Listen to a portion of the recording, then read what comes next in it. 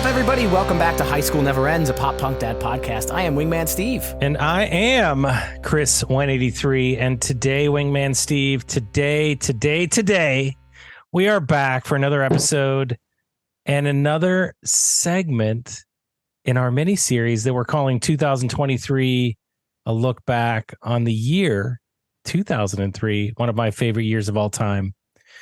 But today we're going to talk about a very, very special band that we've talked about before. Talked about this band before on the show at length. We talked about their entire discography, right? Or we chose, actually, this is giving it away, but I think we chose our favorite couple albums. No, we did the whole thing. This is going back. We did a right? fantasy draft. Yes, but we did the whole thing though, right? We had several people on. Actually, I think that episode was me, you, and then fans and good friends of the show, both Steve and Stu. Is that correct? That would be correct. Yes. Those guys, we don't need to invite them back on the show or anything like that. But yes, we did have Steve and Stu on for that episode. We did. So MxPx. So for this 2003 look back, we obviously are going to hit on the album. If you're familiar with MxPx, this album came out in the year 2003, and Chris, this was fine. I think we're a little confused. It's 2023 look back. This album came out this year. Oh my God. Well, you know what? I want to go back to 2003 again. So let's just do that. That was last month. So you're telling me this album that I listened to is not from 2003? That is correct. This album is from August of 2023. That is crazy. That's crazy. It doesn't sound like it. That might be actually a good thing. So Find a Way Home is the album that we're going to talk about today. This obviously is not from way back. I'm very unfamiliar with it, obviously. But this is an MxPx album for sure. And one of the other things that I'd like to talk about is the guest today. So we mentioned him, and he did such a good job with that run through of the entire discography of MxPx. We brought him back, one of the two, of course, back with us again on High School Never Ends. Ladies and gentlemen, welcome Mr. Stu. Stu, what's going on? Dr. Stu. Okay. What's up, guys? Thanks for having me. This is good. This is fun. Not just him, though. Not just him. We also have Mr. Punkish Dad, right? What up, Punkish Dad? Hey, what's going on, guys? Thanks for having me. Do you know? So these are the reasons why we collected this little group together, and there's actually multiple reasons, right? So Chris already mentioned that Stu joined us for the MxPx episode. Lad, you've been posting a lot of MxPx stuff. You've been talking a lot about MxPx. You're doing a lot of guitar stuff with them on the Instagrams. And when this album first came out in August, or maybe a little later, maybe it was September, I got this text from Stu that just basically eviscerated this album. He was not talking very kindly about it at all. And then I was like, well, we're gotta talk about this record. Maybe we get somebody and Punkish Dad. We don't know exactly what you think, but we were under the assumption that you probably liked it a lot, and we were under the assumption that Stu probably didn't like it a lot. Chris and I are the wild cards, if you will, because we haven't given any opinions on it whatsoever. So I kind of thought, let's bring them all together and we'll just have a chat about it, right? Is this a good idea, Chris? Did we do a good idea? Yeah, but I'm still kind of confused on how this album didn't come out in 2003 based on the way that it sounds. So I will give you that. You are right. Yes. So we think it's got an old school vibe to it? No, it sounds like it was basically like the most simplistic version of this band before they came out with technology to actually enrich the sound of anything that you record. So I would kind of just say that MxPx has so many records. I think they had we talked about, so this is the 11th record they've ever put out. So I kind of just think they're one of those bands where, other than the ones that came out in the mid to late 90s, I think anything that came out after 2000, you might be able to kind of shuffle them up and give them to people. And if they didn't know when it came out, they might not be able to tell exactly when. So Chris thought this came out 2003. Lad, Stu, what do you guys think about the sound of this album overall as compared to some of those older MxPx albums? Yeah, I'll go. I actually think it does sound like an older record from From at least the guitars and the drums, it does sound like it reminds me most of like the Ever Passing Moment, to be honest, but not Mike at all. So I'll leave it at that, and I'll pepper my thoughts throughout. But yeah, definitely the guitars, the riffs, the arrangements are very. They're definitely 2003ish, and that part is okay with me about this album. I think that part's pretty good. Vlad, what about you? For me, MxPx, I feel like they've been consistent for the most part throughout their discography. I liked the sound of it. Nothing stood out to me production wise as being particularly terrible in any way. So, I mean, in general, it took me a few listens to really start to dig it. But the more I've gotten into it, the more I've enjoyed it. And that kind of harkens me back to Stu. What did you say exactly when it first came out? I can't I don't remember exactly what my words were, but I honestly thought this was probably the most awful record that they'd put out in the last 20 years, period. Like straight up. Like I couldn't listen to more than 50 seconds of each song before I had to just move on. My thoughts have changed at this point, but am I allowed to read your text? Yeah. Do I have permission to read your text? Yeah. I just found it. You did? Yeah. It was the day that this came out, August 25th. Wow. You were up bright-eyed and bushy-tailed. 8:27 a.m. This is a text I get from Stu. Well, the new MxPx album is out. It's utter pathetic trash, and that makes me sad. This might actually... That's spelled wrong. This might be the worst album they have ever, in capital letters, made. Yeah, I legit was sad. That's my thoughts about it. Like sad, because I love this band, like absolutely love MxPx, There's no hate in my heart because of this record. I just, it's a step back in my opinion. So I remember where I was when I remember that straight up where I was when I was texting. I was just sitting there like cringing the whole time as I'm texting. Oh my God, it just keeps getting worse.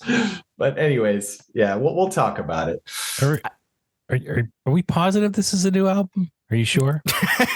Yes, absolutely. Did you find a way home, right? Yes. Yeah. As long as that's the album you listen to, then yes, it's a new album. Really? Yeah. Seriously? The three of us wouldn't be on some like long con elaborate joke here for you. Yeah. It came out like 4 months ago, man. Not even August. All right. Well, I guess it's a good thing we're talking about it during the 2023 look back. No wonder I was confused. I'm going to blame it on this album. Let's keep going. So what, Chris, you listened to it probably for the first, it's new, right? It's only been out for a couple of months. So you didn't listen to it a long time ago. What was Stu obviously did not have the greatest first listen. We'll find out if that changed. Chris, what was your first impression on it? I halfway through, I got bored and started doing other things. I don't know. Like I like MxPx to a point too. Because they just, to me, like they scream just pure pop punk, like just at its most basic form. And they have a lot of great songs that I was able to get into when we did that run through of the entire discography prior to this. But it just and there were a couple songs that kind of bucked the trend for sure. But for the most part, it just seemed like so... Punkish Dad said consistent. I say consistent means the same just formula over and over and over again with maybe some slight deviations. And I just couldn't figure out how to like it like maybe you did or other people did. I just couldn't figure it out. I haven't weighed in one word yet. And when you stick to a formula, you do run the risk of sounding kind of tired. So that's the bucket I would kind of put it in. Is that so? I know you were pretty highly anticipating this. I remember you posting MxPx videos before it came out, like in anticipation, right? So you were excited for this to come out, and on first full listen, what was the thought? Yeah, I was pretty stoked. I love this band, but I was a little underwhelmed. I thought like, okay, there's a few standout tracks on here. Little underwhelmed by it on the whole, but it took a few listens, and I will probably do ranking it at the end, so I won't spoil that. But it took some listens. I do enjoy it now, but some of it had to grow on me a little bit. Yeah, after Stu's text at 8:27 a.m. on August 25th, the day of the release, I think like it must have been later on that day. I put it on just because I was like, man, could this be that bad that he's like fired up about this so early in the morning? And so I put it on, and I guess on my first listen, I was like, this just sounds like MxPx. It kind of sounds like most of their other records, and I was actually really blown away by a song that they released. It was either 21 or 22. It wasn't on an album, but they released a song called Say Yes, which I thought was amazing. I love that song. And that's the last single that I had heard from them. So I don't know what I was expecting, but I listened to it and I was like, oh, this is okay. Some of the lyrics sounded silly. We'll get over to Cautious Optimistic and stuff like that, and excuse my French, but I thought overall it kind of just sounded like another MxPx album. They've been doing it so long. It kind of sounds like just another one cranked out, right? Nothing out of the box, nothing out of the ordinary. Yeah, and to me, that's a problem, though. I think that's a problem in a lot of ways. I feel like even if you're really into a band and you want the same stuff again on the next album, you still expect to hear a song that fits into that category of what you just explained, Steve. Something that kind of catches you or blows you away. I don't think that's on this album, but. That's just what I heard. I agree with you, man, because I think they were making some really big progress with their sound with the last record that was 5 years ago, just MxPx self-titled. And then Plans Within Plans seemed to be the start of a newer kind of, they're branching into some different stuff, some different melodies, some different sounds. And this one took it back. It took it back to the old days, except it just didn't. It didn't hit Slowly Going the Way or The Ever Passing. I think it might be more of those love it or hate it ones, like Before Everything and After, which I can't remember who said what on our episode, but some of us liked it a lot. Some of us put it down quite a bit. Yeah. It does sound older, and I'm okay with that. It's to be honest, my primary complaints with this record is Mike. It's really just Mike. In his general, voice, his bass, what is it? No, it's his voice. It's partly the mix. The mix he's way too high in the mix. In so much that he dominates everything. He just dominates every song, and it's really pretty. It's really clean, and it accentuates some of the melodies that are just so awful and so sing-songy and so up and down, up and down, up and down, up and down.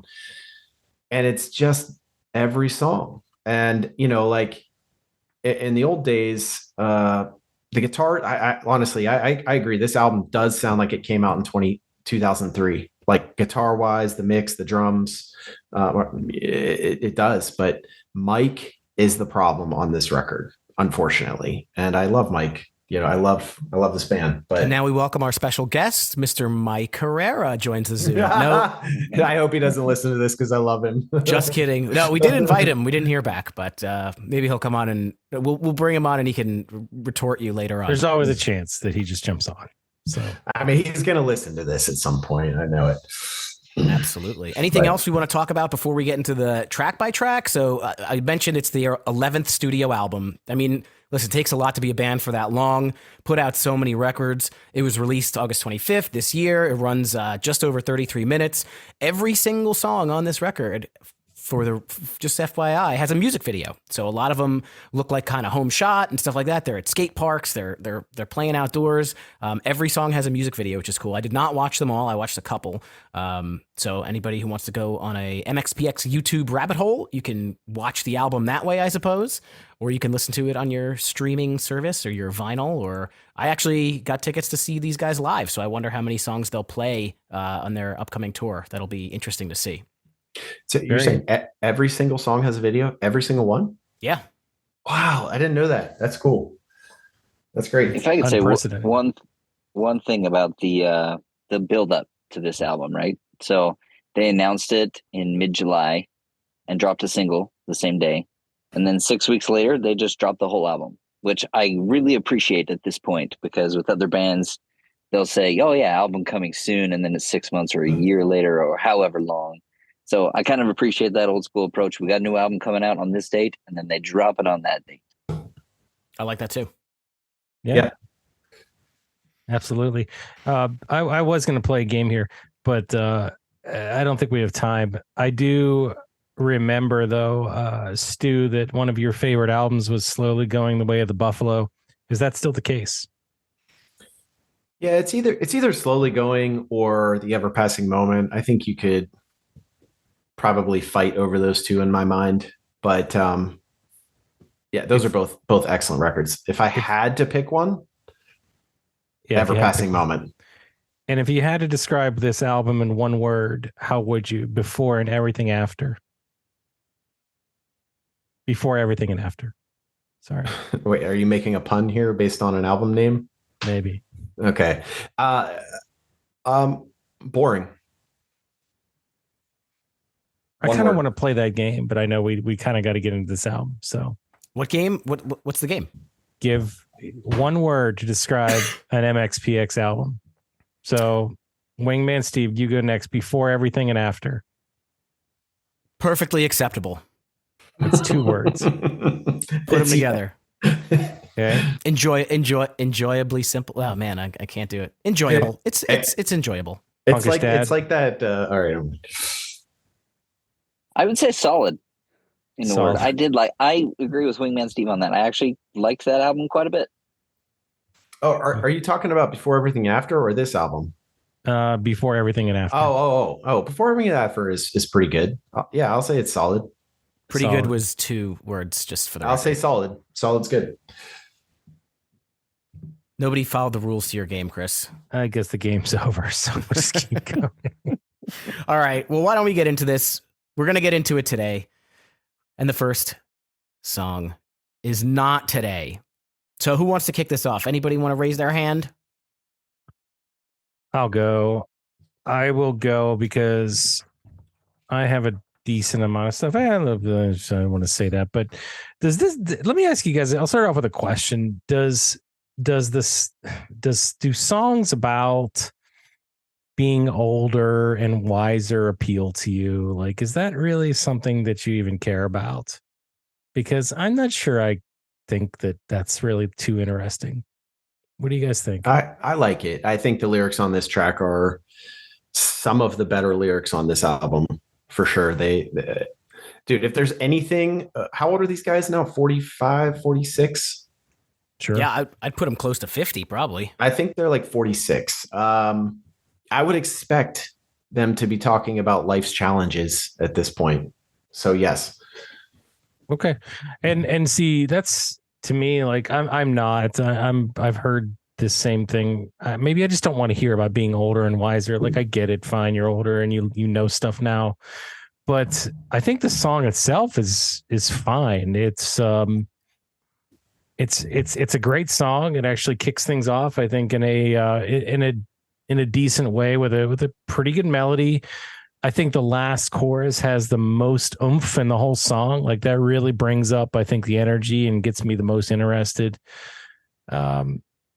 He says, "Let's go." Yeah, that seems pretty like 2000. I guess I should have known that this is 2023 if you say "let's go," because that's like a thing.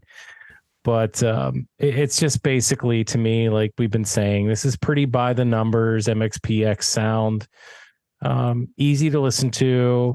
It's a song that isn't offensive, and I could listen to this one a couple times on repeat. So it's kind of my front to back Not Today. So not awful. Good kickoff. What did you guys think? Stu, why don't you go ahead? Yeah, I think this was a pretty decent opening. I mean, in general, compared to what else is on the record, this is definitely the right choice for the opening. But it's a song about like life's changes and adapting to them and kind of growing up, growing through them. And I'm totally okay with that. The guitars are pretty ripping. They sound like an MxPx song. I think that the verses, like this is one of my main complaints throughout the record, is that the verses are just, they're constantly just nonstop talking, like not nonstop words that just go up and down, up and down, up and down. It sounds like a sing song, like a children's lullaby melody. Okay, that just Nursery like, rhyme. yeah, it's like ding, ding, ding, ding, ding, ding, ding, ding, ding, ding, ding, ding. Yeah, it's like a nursery rhyme, like all the time, and it has to rhyme all the time. That's my complaint. One of my complaints. But this song actually is we're not going to do our top three picks, but it's one of the top songs on the record for sure. Stu with quite the backhanded compliment there. Lad, what do you think? I don't know, dude. I'm pulling for I'm pulling for things here. Yeah, when you love a band, you got to highlight the things that you do actually like about it, right? So I get it. This one, for me, I don't know. I'm not as keen on it. It's a good song. It's not the strongest opener they've ever had, obviously. I don't think anything will ever beat My Life Story as an album opener for this discography, but it's fine. I did think one lyric on this, they say "holy cow" in the lyrics, which just seemed just seemed kind of cheesy and like soft. Not that this band's never been a band that curses or anything. I'm not saying that, but I don't know, it just felt kind of cheesy or corny in a way. But it was fine. It was an acceptable opener. I guess I'll round out our quartet here. I mean, to me, this is a pretty classic MxPx song. And honestly, they have so much music out there. All their music are these fast 2-minute punk songs that they would have to do something like really different, something crazy different to make it like super stand out, whether that was good or bad. I think as a kickoff track to this album, I think it's pretty decent. I like the vocals. The sing-songy nature doesn't bother me. I like the chorus. I think it's kind of funny, though, when you compare the lyrics to this. When we get a couple songs later, we get into Cautious Optimistic, where he's basically just a bag of neuroses. But in this song, Today He's Easy, it's no problem. Everything is easy breezy. So I think, on this album, some of the concepts are, kind of repeating, but I think that this is a really good song to kick the album off. I liked it pretty well. Pretty good. Pretty good. It's a pretty good, solid song. Indeed. Solid song. All right. So, Steve, kick us off with the next one. So, this is what you told me. What are you going to tell us about this song? Number 2 track. Mike kind of talking about the advice that's given to him. A lot of advice and growing up themes here. And again, I found some of the concepts a little repetitive, but this is another quality song. I do like the chorus here. Don't fear a little failure.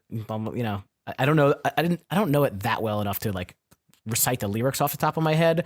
The only thing I didn't dig all that much is towards the end of the song where they transition into this like "you shine under pressure." Like, I don't know. I didn't dig the end of the song. I think that the beginning, the first 2/3 of it was pretty good, but I didn't really care too much on how it ended. Yeah, I'll agree with you on that. The ending is it just drops into cheese mode, hardcore. Yeah. I mean, they say somehow I came out like a diamond ring and grind through all the helter skelter.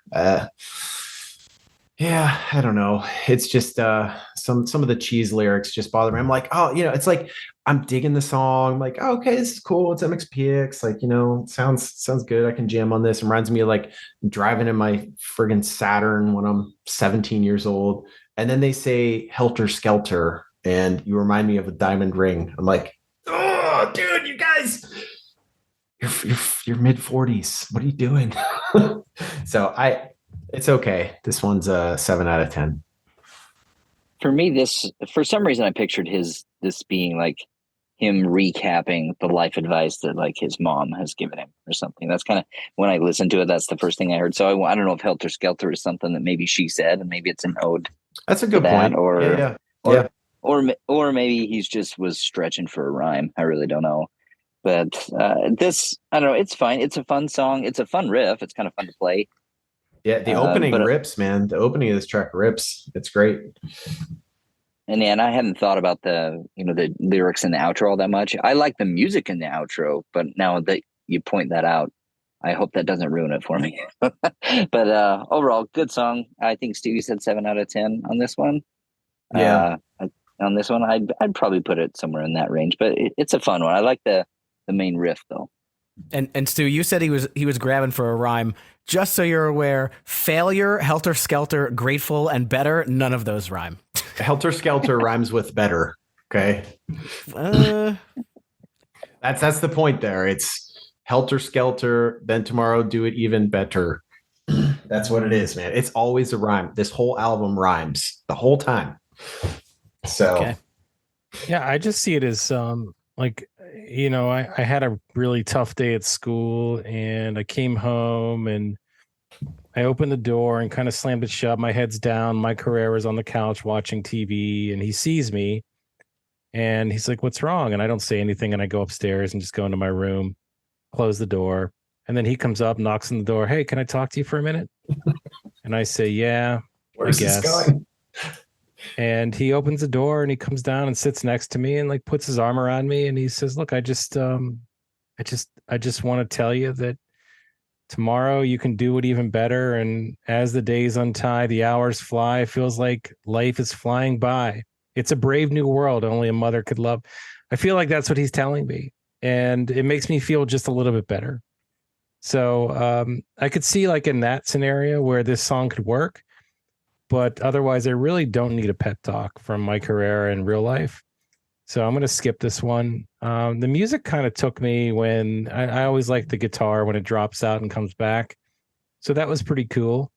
And, the guitar, you can kind of look at pure pop punk sounds. So can't argue with that. But otherwise, I don't know. Like, why do you got to? I mean, unless I'm in that scenario, I just don't necessarily want to hear this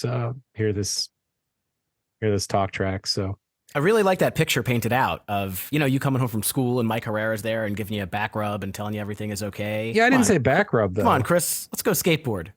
You don't give back rubs to somebody you're giving a pep talk to. Yeah, maybe if you want them to, feel better, they've had a tough day. That makes it weird. Like, Chris, I'd give you a back rub if you needed it, man. If you really were having a bad day, See? like, yeah, And a but pep I talk. mean, we're all in this together, man. Come on. all right, fine. So it can't be by accident, right? That number 2 is "this is what you told me," and then 3 is "what I tell myself," right? That is probably tracked that way on purpose. You guys think? Yeah, probably. I think this one starts off. That riff in the beginning is really fun. I think the riff it's great. It's killer. The rest of it I find to be a little bit kind of repetitive to some of the past MxPx stuff. This whole, trying not to panic all my life. They've got an album called Panic, kind of like this whole, don't give up. Again, it's kind of like that same sentiment that we've heard a bunch, especially in the last couple of songs. I think the riff in the beginning is awesome. The entirety of the song, I think, is, kind of middle of the road. Lad, what'd you think? I like this one. It's my favorite riff on the whole album. It's amazing how similar it is to Dance With Me by Blink-182. It's very, very similar riff. Of course, hammer-ons and pull-offs, that's a kind of a typical pop-punk thing, but it's even almost in the same key, I think.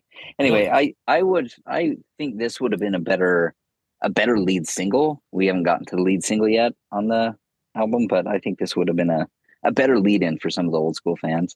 But overall, I give this one a 9 out of 10. I think it's fun. My favorite riff on the album. Okay, I think you answered my question before I even asked it. But for those of us that don't play guitar, which is me, how do you make that? Is that sound? Is that a chord that the guitar line or the guitar riff, or is that? It's not a chord. It's a single pick, or you called it hammer-ons and pull off. Is that what it's called? Yeah, I don't know. Stu, you play too, don't you? Maybe you can help me describe this. I don't play guitar, but okay. Basically, it's when you hammer, you just take with your left hand, assuming you're a right-handed player. You pick with your right hand. Your left hand is your fret hand, and you hammer on. Meaning, I'm showing you with my hand. The listeners won't be able to see this, but you just kind of hammer it on and then pull off, and that tension. You're not strumming. Yeah. You're just hammering on and pulling off. Your left hand's doing all the work. And you might be strumming a periodic note a little bit on the right hand, but Blink does it a ton in Natives and M&Ms in Dance With Me. That's what that technique is, and that's what he's doing here too. So just hammering the string with your finger is enough to make a sound on an electric guitar. It is, yeah. It'll pick it up. You hammer on and then you pull off, and there's a little bit of tension. You kind of pluck it off with your left hand, but you're not really strumming the right. Chris, you remember in the later Guitar Hero games how there was that part where you didn't have to strum, you just had to do that with your fingers? Well, you had to get good at that. Otherwise, you never would get through like the expert levels. You had to figure that out. So maybe I do know what that is. You know how to do it. You're an expert. I am an expert. Okay. That was all I had. That's all I wanted to know. I have no other opinions on this song. That was it. And I like that. I think it's a cool sound, but there was nothing else interesting here. Just that. That's it. And the intro. The intro is good though. Yeah, I'll give this one a 9 out of 10. Wow. Yeah, this one is one of the better ones on the record. This despite the Panic All My Life cheese. So Stu, I'd like to hear you kind of kick off the next one, Cautious Optimistic. I think I'm most interested to hear what you have to say. Not to say I'm not interested in you other guys. All right. Well, this is easily the worst song on the record. Easily. I mean, this song honestly was the point. This is when I texted you, actually. I figured that. This is the song that made me text you. I was like, what are they doing, dude? I mean, we're talking about lyrics about my Venmo account. I like my numbers even. I like to brush my teeth. I take my coat in case I freeze. I mean, dude, this is they should have never put this song on the record, honestly, like ever, because it's like it literally feels like it was written by a 5th grader. Okay, that was like, hey, teacher, like check out my songwriting. This is really cool. I make rhymes and they're awful. Okay, this is terrible. This song is terrible. I will give this a 1 out of 10. Tell us how you really feel. Don't hold back. I got the worst out of the way, man. It all goes uphill from here, I promise you. But this is like, I just can't believe it. Like, dude, all of us in here have been listening to MxPx for 25 years, longer than that, maybe 30. And this track made this album. They're like grand post-pandemic comeback. Like this is garbage. It's garbage. And I'm sorry, lad. I see you kind of like smiling at me right now. I'm wondering if he's going to go to bat for this. Because like, I honestly, like there is a lot to like about this record. This song should have not been on this album. I'm sorry. It might've been fun while they were sitting around a campfire, having a few drinks and talking about life. Okay. And just be like, oh, it's just cute. Let's strum our guitars, you know? But like you put this out to the public as like, I mean, you put it on the fourth song, like sequencing matters. I don't know. Maybe I don't know. I can't imagine they didn't have something better sitting on the cutting room floor, but that's just me. This song, even the chorus, like cautious optimism. It's just, oh my God, it's so bad, dude. I can't even, sorry. I want to bring everybody down, okay? But that's my feelings. Okay. The next time we hang out, I'm putting this song on in your car.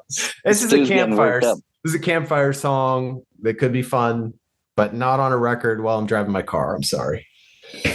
I will chime in to defend this one a little bit. Here's a couple things. Here, I'll get the negative out of the way first. This is what drives me nuts about this one. And tell me if I'm wrong, but I don't think I am. Cautious optimistic. It's 2 adjectives. You can't be a cautious optimistic. You can be a cautious optimist or you can be cautiously optimistic, but you can't be a cautious optimistic. It's 2 adjectives. So anyway, if maybe I'm wrong. The grammar police coming in. I don't mean to be that guy. I hate being that guy actually, but I also can't escape my wiring. It's the same thing when I hear Newfound Glory selfless. I want to live selfless. You can't live selfless. You can be selfless and you can live selflessly, but you can't live selfless. And I love that song otherwise. So that's the only thing that really just bothered me, and I have to kind of look past it. But that being said, I think the song is fun. It's like kind of sing-songy, but I don't mind too much of that. I don't mind poppy tunes.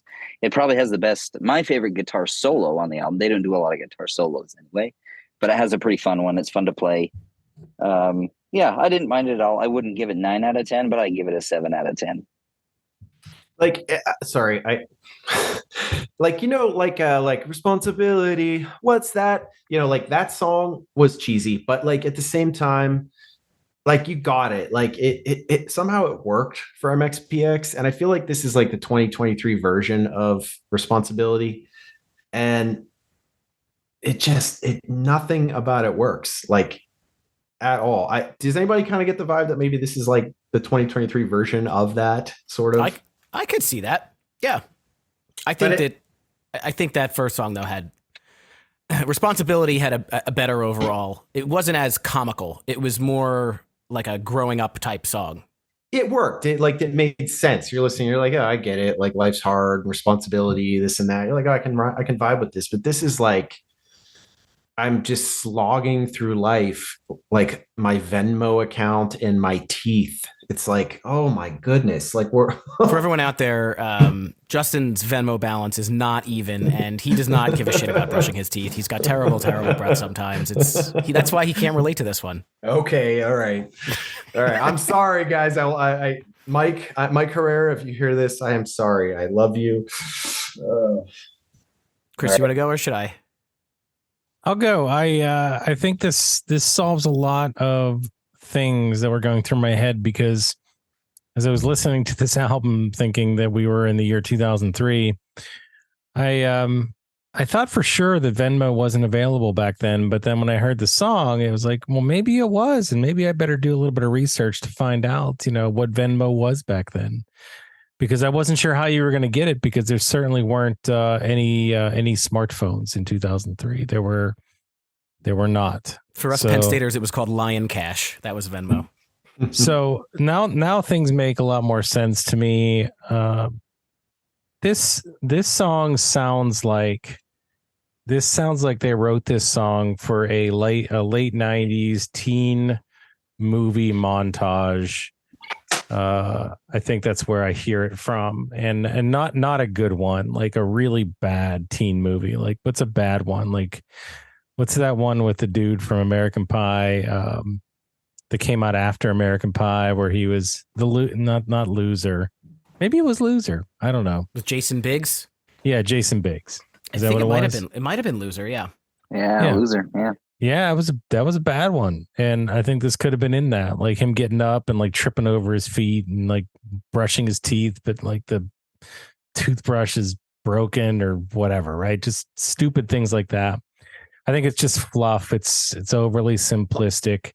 And I could do better just kind of not listening to this one at all. So I feel like Stu was spot on. Stu, you were definitely a wise individual. As I sit here, dude, and think about it, like legitimately, like I think if this song wasn't on the album, my feelings about it overall wouldn't be what they are. There's something about this one that just brings the whole thing down. I can get past it, like no album is ever perfect. Although, there are some albums you can listen front to back and love, but I think it's this. I think on your first listen, you were like, all right, what are these guys going to do? And then you heard this song and you're like, what the fuck is this? And you were just like, man, this song turned you off. This was the one that made me like mad. And then I think it just tainted everything. And maybe that's wrong. But I partly can't get it out of my head. But I don't buy that though. I don't think you're the type to have one song ruin an entire album. You seem like you think about it a little bit better than that. So I'm not, but I mean, unfortunately, some of the themes of cheese do recur. Oh, they do. Yes, they do. But I mean, I don't know. It's weird because I appreciate that this was a labor of love for this band. Like I don't want to just say it's garbage. They spent a lot of time on it, but this is just a song that it shouldn't have been on the record in the end. It just should not have been. They should have looked over the sequencing of the tracks and looked at it and said, like, this just doesn't belong here. It's not. That's it. Doesn't. Yeah, I think you can kind of put me in your camp there, Stu. To be honest, they should just change the name of this. If they called this like My OCD Life, that would be a better title for this track, because that is what he's describing. He's describing somebody that has OCD, and there's nothing wrong with that. I definitely have a little bit of mild OCD with certain things. I definitely like a good spreadsheet and all that stuff. I like my grammar. I do brush my teeth, but I don't need to tell people about me brushing and flossing. The lyrics, though, are just not very good here. You called out. So does Venmo balance even? Does that mean that it's rounded to the nearest dollar, or that it's always cashed out to zero?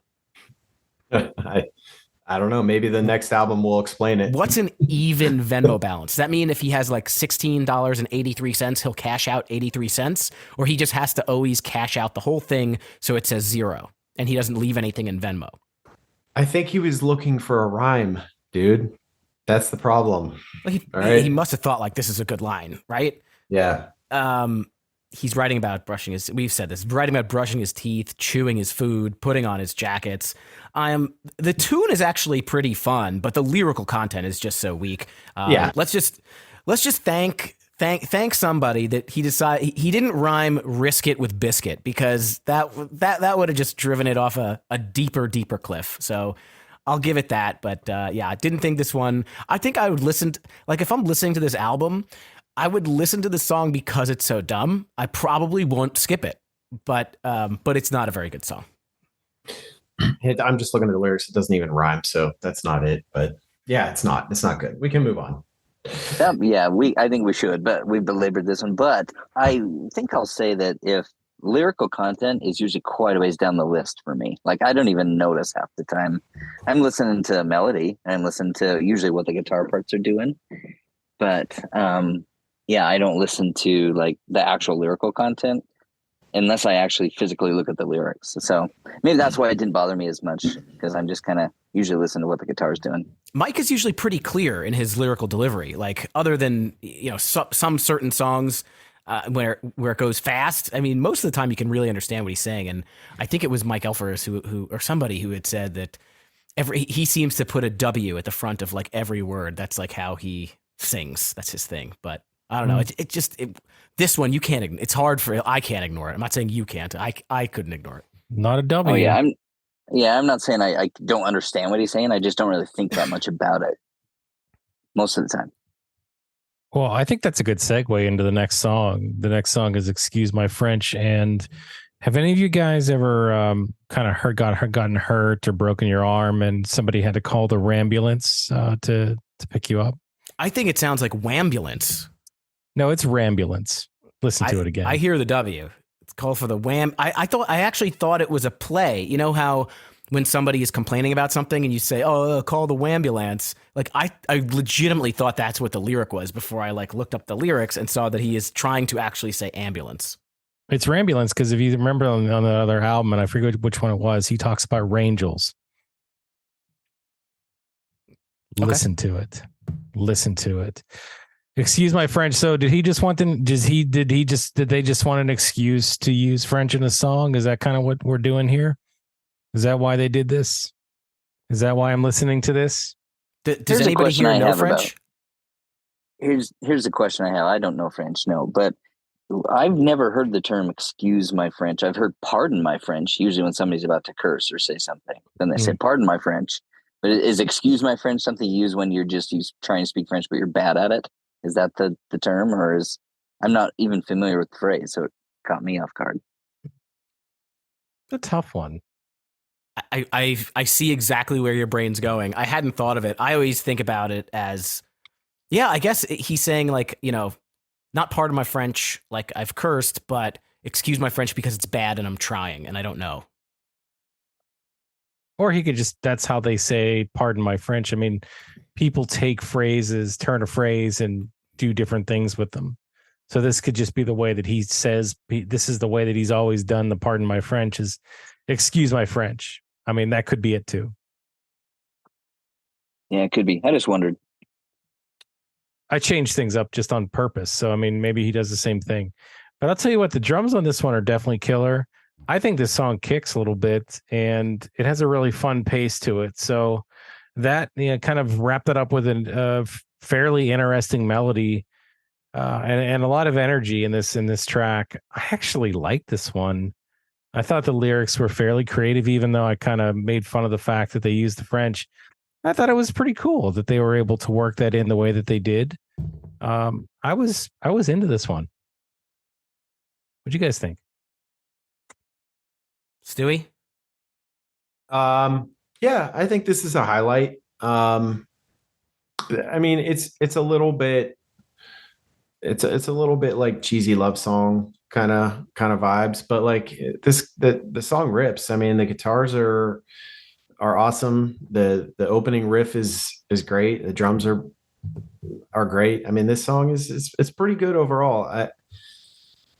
I still, I don't know, like it feels like this song is something that I would hear off like one of my favorite like Southern California punk rock bands, like I don't know, like the opening of like a strung out track or something like that. But clearly, like the lyrics and the delivery are not that. But I like it. I think again that the sing-songy nature and Mike being just so front of the mix kind of cheapen some of that for me. But I'll put this as one of the top tracks on the album for sure. Yeah, I do not really agree. I kind of lumped this one in a little bit with the cautious optimistic. Again, I didn't really like the. I didn't get maybe if I spoke French or maybe if he was speaking in Spanish and I understood it, maybe that would make me like it a little bit more. I don't. I like the. I never see you, not even on weekends part. I'm not sure if that's the chorus or not. The Wambulance thing, I heard Wambulance. That kind of threw me off. I don't know. I just feel like this one to me was just another kind of one of those silly songs that I didn't really connect with. Yeah, consider me your ambulance is like, I don't know, man. It's just like nothing punk rock about it. It's just. I mean, when he says sometimes we all need a rescue, consider me your ambulance, your wambulance. Yeah, it's not. I guess Rambulance. Can we do like a poll somewhere and just like settle this? I mean, I just hear ambulance, so I don't know. Well, that can be the third choice. Well, lad, you're gonna have to break the three-way tie then. I don't mean on this show. Oh well, yeah, you can put it out on a poll, but I heard Wambulance for what it's worth. I heard that's what I heard. But either way, this one, I like this one. The riff, it's fun to play. It's kind of more punkish guitar wise. Yeah, and I like the riff on it. It's fun. I'd probably give it an 8 out of 10. Wait, you know what? I'll tell you why it's Rambulance, because he ends the one word that ends with an R and rams that into the ambulance. So he takes the R and puts it at the top of that one because it's your. So that's why kind of like pushes those two words together. You see, the science is there, Wingman Steve, and that's why I'm right. Listen, we all hear what we hear. We hear what we want to hear. This is not subjective. This is objective. But let's move on. All right, we'll move on to the only, I guess, official single that came out of this record, which is "Stay Up All Night." I'm actually kind of surprised they didn't like name the record "Stay Up All Night." Why? I don't know. Lead single like that, I really didn't feel that like "Find a Way Back Home." They don't say that anywhere, and I don't know. There's a lot of like concepts in the record that's kind of about like like getting over stuff. I don't know that I just think "Stay Up All Night" would have been a better record title. Anybody agree? I mean, it's a fine title, I guess. I think the title of the album is actually pretty great, personally. Okay, I'll shut up about that part. I'll start here. I like the intro riff. I like that this is like a slowed down pace, especially here after like 5 songs that have been like real picked up fast. To me, I think this is about in tune with what I want from MxPx. Mike his voice goes up high a little bit. I forget who said it earlier that this wasn't the strongest of the singles, but I really enjoyed "Stay Up All Night." I thought it was a great track, and I kind of like this as a single. If again thinking back to "Say Yes," which I really enjoyed, this being the next thing that I heard, I thought it was pretty good. Pretty good. Mm-hmm. I think the song is a blah song. I don't see how you could get into this one at all. It's just like it feels like it's just nothing. Like it's not even. It's just like I had started listening to it and then it was over and it's just like, okay, well, so what? That's how I felt. I just like, so what? I wasn't moved. I didn't get into it. My head didn't bob. I wasn't mad, but I wasn't happy. It was just, so what? And I don't know. Like there's nothing I can really say here. I guess it was fine. Look, I mean, like I said, they don't write bad songs for the most part. Maybe that one, but for the most part, not when I say songs, I mean like melodies. Like they're all fine. They're all good. They're all good to very good to great. And then a lot of other albums, but this song just didn't move me at all. It was just there. So maybe you guys, felt differently. Obviously Steve did, but what about you? What about you, Stu? Yeah, I'm with you on that one. I mean, I think it's a good effort.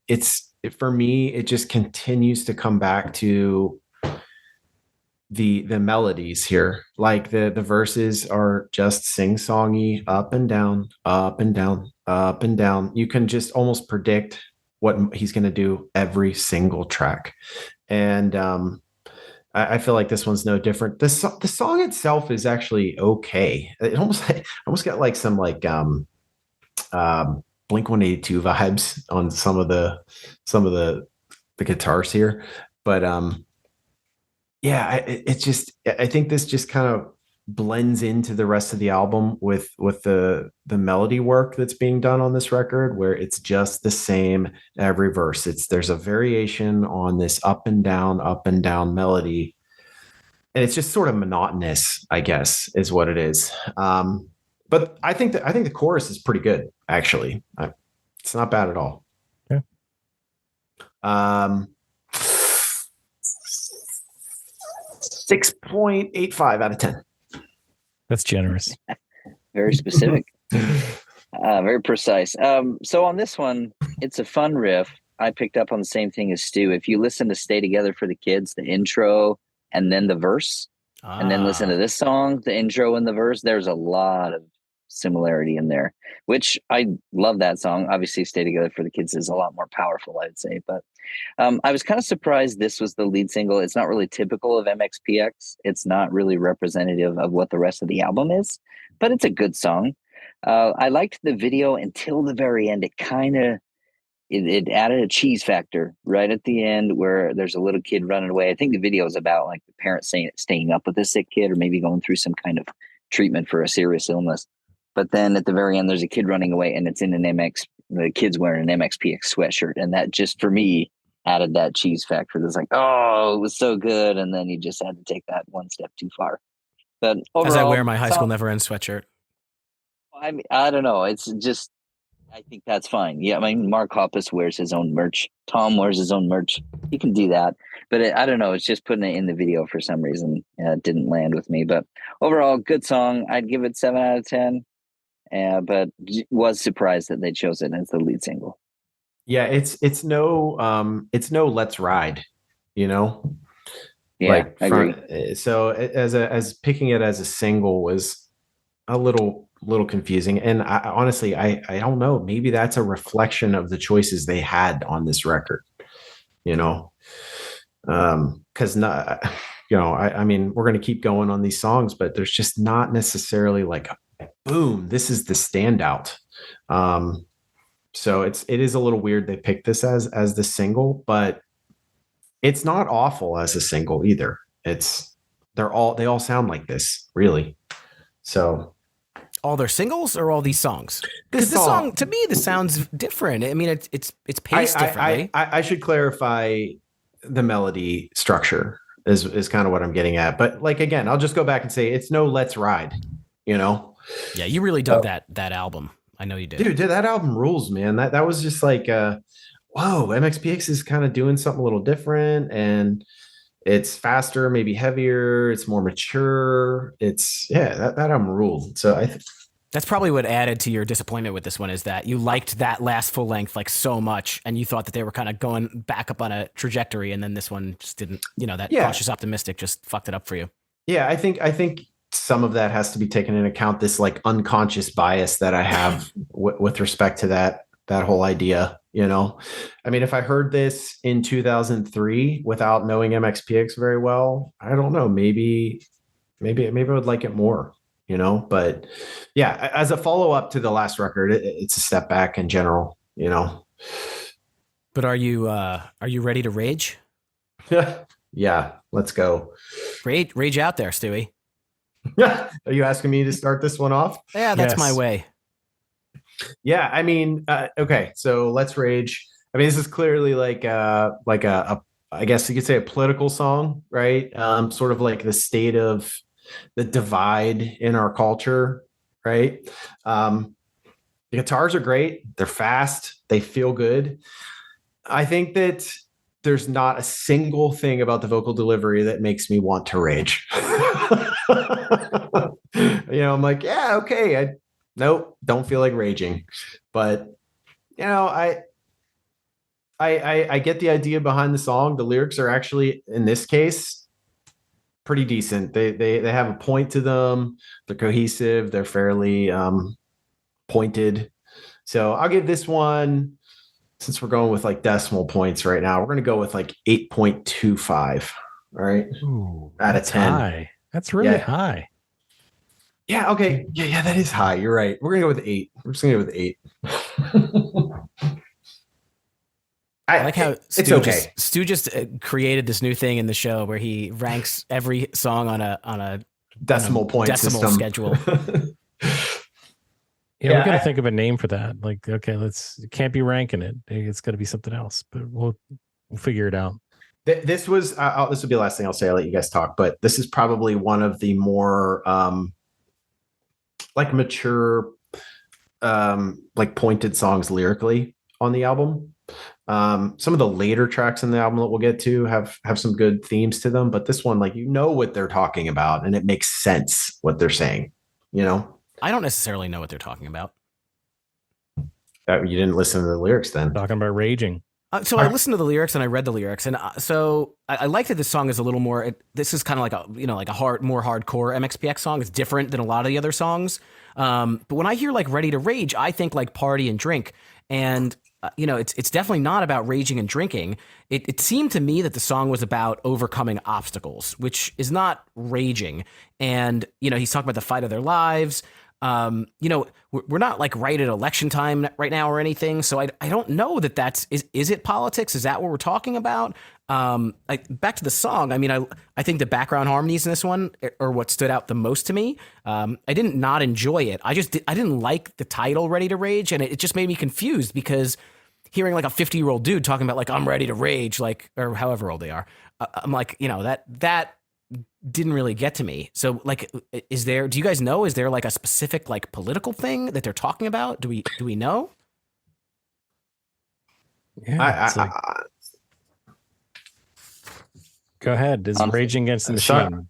I don't know, dude. I just felt like it's like, it's fight of our lives, coming of age. It's getting harder to stay this engaged. We tend to skirt the issues. Like, I guess that line is the one that sort of made me feel like, hey, this is like, we're talking about like social issues, like the culture, the society that we're in right now. The ignorance is way off the charts. It seems like it's a song discussing. Is he ready to be he's ready to be angry? He's ready to rage? Yeah, dude. He's ready to be angry. He's like, he wants to take his pitchfork and freaking walk down the streets, So why doesn't he just be angry then? Why does he have to get ready to be angry and sing about it? Well, okay, whatever. But I just think that's my vibe from this. Maybe you guys got different views. I think this is like a angry sort of political song. That's how I took it too. Yeah. And although I will say that I barely paid attention again to the lyric because I was having too much fun listening to the guitars. I love the guitars on this one. It's a punk rock song, keeps me engaged, and that's pretty much all I wanted to listen to here. I thought this actually might have been a good single for the old school fans, for like the straight up more punk rock fans. But I took it as, when I think about the lyrics, I think about anger.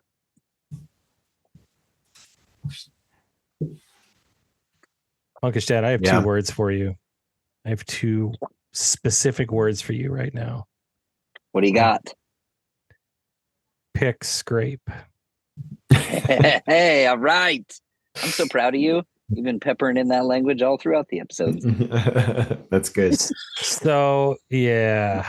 Soon you can start using hammer on and pull off. You'll start using those. I guess. I mean, I pick scrape is iconic now, though, and maybe I got it written down here. So look, I don't disagree with you. Like, the music here is what it is. It's, to me, that's what saves this song. I love the solo. I really, really like the guitar. I like the music. This is probably one of my favorite songs musically on the album. I just feel like the lyrics just counteract it so much. Like I don't want to hear about them saying the things that they're saying about raging. It's like, come on, man. It's like it's a song where you want to get energetic, you want to get into it, you want to pump your fist. But then like you hear what he's saying and it's like, no, don't say it. Don't say that. Don't say it like that. And it just ruins it for me. So I don't know what to do here. I'm confused. I go in circles. I want to like it. I want to listen. Maybe I can find an instrumental version of this and I can just listen to it without the lyrics. And that'll make me feel a lot better. So, Steve, I saw you roll your eyes at me. Maybe you can find that for me and make my day. Make me feel instrumental a little version of this song. Yeah, because then I would be okay with it. If I was good at editing, I could like do it for you. I'd appreciate it. Christmas is coming up. I'd appreciate it. Just put it onto like a tape or something. Do you have any tapes? I'll find like a MIDI, like some sort of player. Yeah, I'll figure it out. You're gonna find a MIDI player. Yeah, I think I have a MIDI player. I used to record my my radio stuff into one of those things. Is that a Zune? Is that what that is? No, that's like an MP3 player. Okay. Help me out a little bit. Help me out, or I'm gonna be ready to rage. Not going to rage. I'm just gonna be ready to rage. Stop preparing. You're always preparing. Ludicrous speed. Go. It's interesting that this next song is Undone. It's not Undone the Sweater Song though, which was kind of confusing. So that was really disappointing, Wingman Steve. Did you think that this was going to be a cover song? Well, I was hoping that maybe it would have been. I mean, there's no why not, right? You know, anything can happen. But it definitely wasn't that. But it ended up being okay with me. I think you got to really like this song. I think you almost got to love this song. I think they do more interesting things here. This one actually caught my attention. The radar went up. The antenna went up on the top of my head to think like, wow, okay, I could get into this. I think that there's more of a range in terms of musical whatever on this song. Like it just seems like maybe there's more layering, maybe there's more just different things. It definitely has more energetic riffs in this song.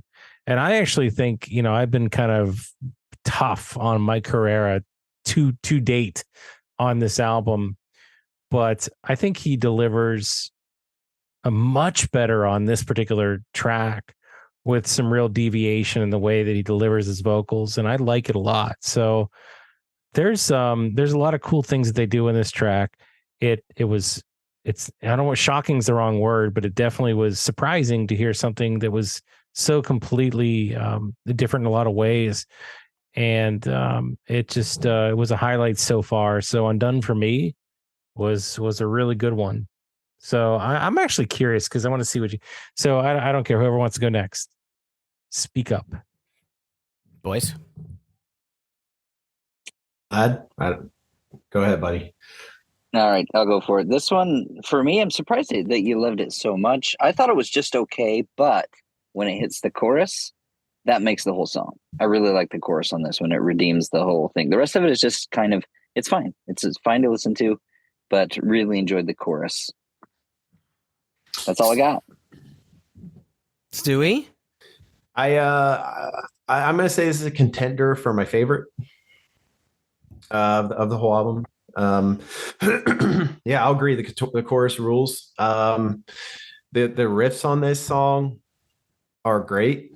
The verses are sing-songy, and they make me want to puke, honestly, how sing-songy they are. But this song works. It's this is a great track. I think that this is probably, I always break the rules. The top three, but I'm going to say this is a contender for number one on the record for me. It's a pretty good track. Yeah, so one of my favorite MXPX songs, if not my favorite MXPX song of all time, is a song called Unsaid. I think it's off of Ever Passing Moment. Yep. Maybe Oh, yeah. they should just do more songs that start with un. What else is there? We have unsaid, undone, under. What else? Is there anything else that starts with un? Unwritten. Unwritten. Yeah, the Unwritten. rest is still unwritten. Nice one. That's a good one, Chris. Maybe they should just do everything on something, because I don't think this one is as good as Unsaid, but this one is nice and solid. And again, I've been like up and down. I'm enjoying the album. Again, we've pointed out some negatives. We've shat on some things. But this song, again, Chris said his feelers went up. He got perked up. I totally agree. This is a really nice love song. It's easy to digest. There's not like, a ton of conjecture or like reading into it. It's not, I mean, I don't find it to be so cheesy or anything like that it makes me say something like that. I think this is a really good track, like, little more than halfway through the record. So I'm a big fan. I liked Undone. Yeah, this is good. This is a great song. All right. So who hasn't kicked this off in a while? Lad, I think it's your turn. All right. Call me. Opening riff is great. Verse is great. Chorus is great. Chorus is probably the highlight on this one too. I actually just posted a guitar playthrough of this one. Really fun to play. Fun song. I'd give it 8 out of 10. Chris 183. Oh, we're just going randomly. I don't know. If no one's going to say something, I'm just going to call on. It's like if you don't look at the teacher straight in the face, they're just going to call on somebody. I was just trying to be, I thought maybe you wanted to go, but I was trying to be nice about it. But I'll go. I don't care. I was going to sing Blondie, but I don't know if that would have really hit. Probably would have fell flat on its face if I was saying Call Me. But that's the first thing that comes into my head. But if you really want to talk about this song, I will. I once again feel like this follows the same wave of a much richer sound musically. So I was pleasantly surprised once again when I turned this track on. I'm always a fan of, and I said this before earlier, and I've said it on many, many, many different podcasts, but I'm always a fan when you have lyrics and the guitar drops out and then it comes back again, slow build into, big boom. They kind of do that on this song. Maybe I think in two different places, but the one place I'm thinking of specifically. So that's in here. That's brownie points for me. I'm actually into this one. So musically, lyrically, I think this one is definitely one of the better ones on the album. So I was into Call Me. Still, sing-songy trash. Oh, dude, it's so bad. It's so bad. God. Okay, so like guitar wise, like this song is built exactly like something you would hear on a 2003 MxPx record, and it's just completely ruined lyrically. It's completely ruined melody wise.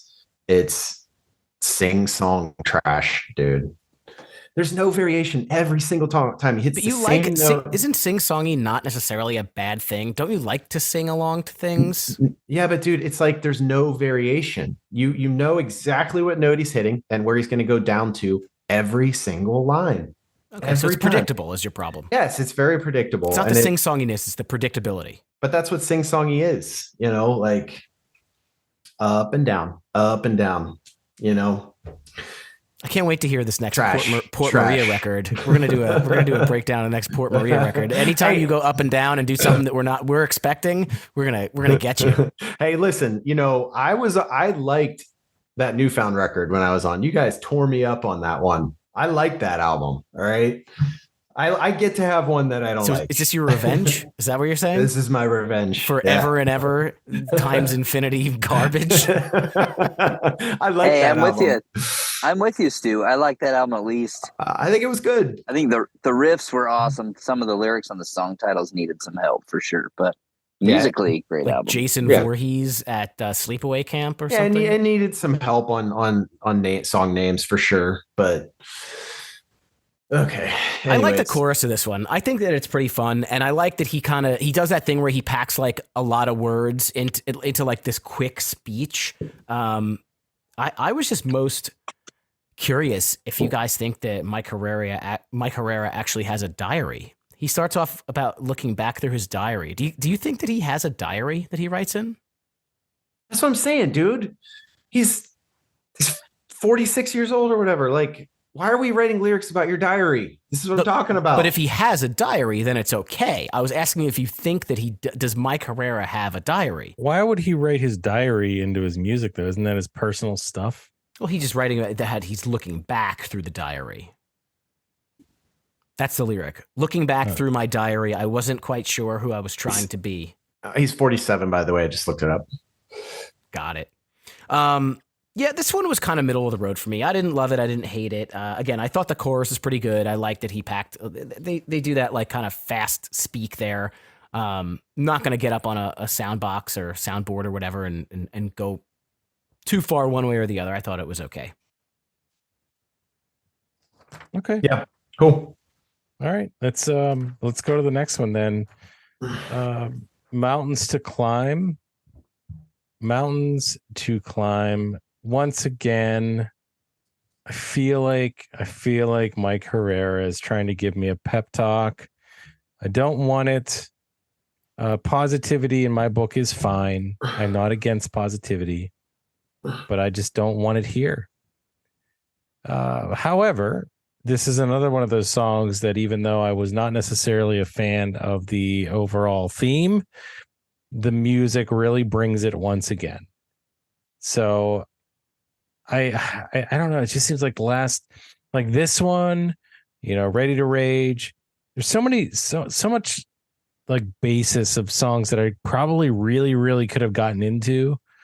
But if it wasn't for just me not agreeing with the choice of either lyrical theme or just overall lyrics in general, man, like I feel like I could have liked this record so much more. So Mountains to Climb, musically, once again, love that rich sound, really into the guitar, but could not get past the just cheesy pep talk lyrics, back rub stuff. We So really you got do we want got a to back give you a rub. back rub. He does. He needs one. Those shoulders are tight. I didn't mean back rub. Like it's like when you put your arm around somebody, and then have that talk, right? Like a reach around. Is that what you're saying? Whoa, Stu. That's not. That's different. That's something else. Okay, all right. Stu does a lot of reach arounds in his work, his veterinary clinic. Fair enough. So go ahead, Stu. You spoke up about hugging or putting your arm around things. So why don't you go ahead next? Talk about Mountains to Climb. I think this is I think this is a standout on the album. Again, the same themes over and over with repeating melodies and sort of blandness there. But I think this song has some energy. It's good, dude. It's like we dive right in. I think it's great, dude. I think this song's really good. I'll put it as a top 3. When it gets bumpy, you hold on. The ups and downs have made you strong, Stu. When you see mountains, you climb. When you see lightning, you ride. Dude, we're grasping for straws here, okay? Lyrically, so, but I think this song is actually pretty good. This is a standout on the album. In fact, this should have been a single. Personally, this would have hit a lot better. What I just read to you, I think I just saw on a bumper sticker the other day. Yeah, probably. I mean, that's the theme of this album, dude. Mm-hmm. So I like this song. If I have to pick songs I like this song. Hey, lad, can you give your thoughts here? And I think you're gonna be the voice of reason here for sure. We'll see. For me, the album starts to lose a little bit of steam with this track. I like it overall. Like I like especially the intro guitars. It's the overall concept of climbing a mountain is a little bit of a cheesy metaphor, but we've seen a lot of cheesiness throughout the album, lyrically speaking. Overall, I think it's a good song, mainly because I'm listening to the guitars, but a little cheesy with the metaphor. Yeah, I guess I'll agree. I like I like the music in this one, but it's like the exact same message as like half these songs. Like if they just said like "seize the day" over and over and over, "seize the day," "carpe diem," "seize the day," like YOLO. that's YOLO. That's kind of like what they're saying. Like it's to me, it's fine. It's nothing that's like really great. I didn't think that it stood out all that much. Lyrics themselves, I thought they're kind of they're leaning toward the cheese. I think they're like 8.79 out of 10 cheese, if you will. If you got mountains, you climb. You see lightning, you ride. Dive right in. When it gets bumpy, you hold on. I think the that the melodies music is there are pretty awesome. good. The metal, yeah, but I don't know. This one didn't really grab me all that much, to be honest. It's when you see water, you dive right in. That's not true, because you can actually get seriously injured if you dive into water without really understanding how deep it is. It depends on where you're jumping from as well. You know what, Steve? This year has been such a blur. I just don't want you to look back to where you were. Yeah, I think that we're all just pointing out the little bit of the cheese in the lyrics, but it's funny. We're kind of split on like really liking the song and thinking that it's like just okay. Nobody said it was like terrible or anything like that, but What are you talking about? I just said that. you're saying it's terrible. No, I was saying something to you and you brushed it off like I was reciting lyrics. So those are the lyrics of the song. Oh, what a coincidence. Nice. All right, children, let's go. Let's behave. All right. We're behaving, Dad. Come on, you're not even punkish, Dad. Yeah, That's right. I was Come about on, to chime lad. in. Chime in I was here. about Let's go. I was about to chime in, but it's kind of fun to watch. He's used to corralling three young morons, not morons. He's used to corralling three youths who are probably arguing with each other. Youths. Constantly. We have 3 kids and only 2 Xboxes, so apparently we're just Oh my! terrible parents. Well, you need to It's get a on source that. of contention. Holidays are coming up, but coming up next we have has anyone ever? Does anyone remember an instrumental track by MxPx in their history? Because I do not remember any. Is this a first? Maybe at the very end of Slowly Going the Way of the Buffalo, maybe they had one, but I'd have to go back and check that. It seemed new to me too. Yeah, I'm glad they kept it. I'm kind of glad they kept it short. It was fine. I'm glad they did something kind of new, but it's melodic, not bad to listen to. But I'm glad they kept it relatively short.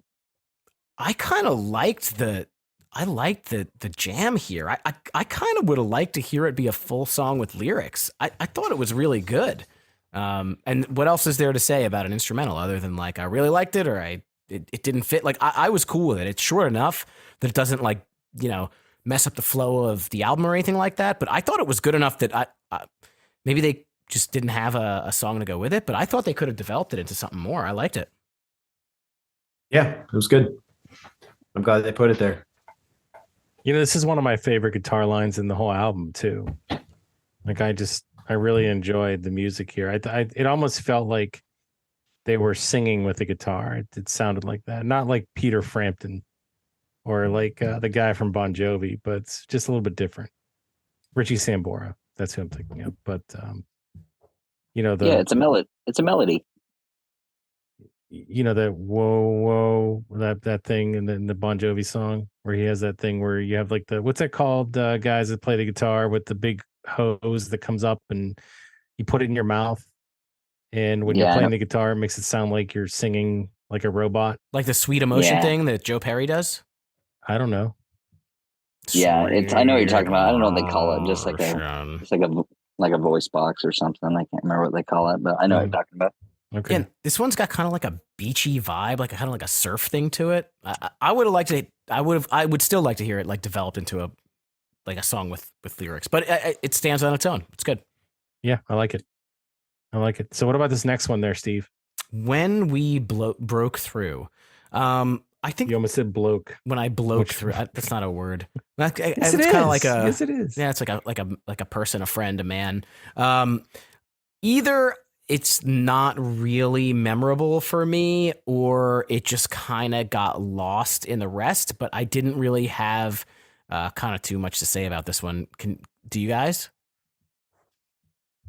I thought it was a little too on the nose lyrically. just like a little bit too literal, but sometimes that's okay. He's telling a story about his own life. My friend Derek, for example, found it very meaningful and relatable. You know, sorry, my audio cut out. You're good. We can hear you. All right. He found it very relatable. So I mean, it was just okay for me. Okay. What about you, Stu? What did you think? Sorry, guys. I had to take a pee break. Are we on the next track here? We are. When you through? broke through the urinary barrier of your bathroom. Yeah. I think my the only thing that stands out to me in this song is like a junkie needs a needle for a vein. Like, oh God, like why are we putting these lyrics in these songs? I think this song it's got like a good message. I assume this is about like kind of like repairing relationship with his wife. Like fixing a relationship, getting to the other side of the hardship. So it's got like a great message. The lyrics in that sense are pretty great.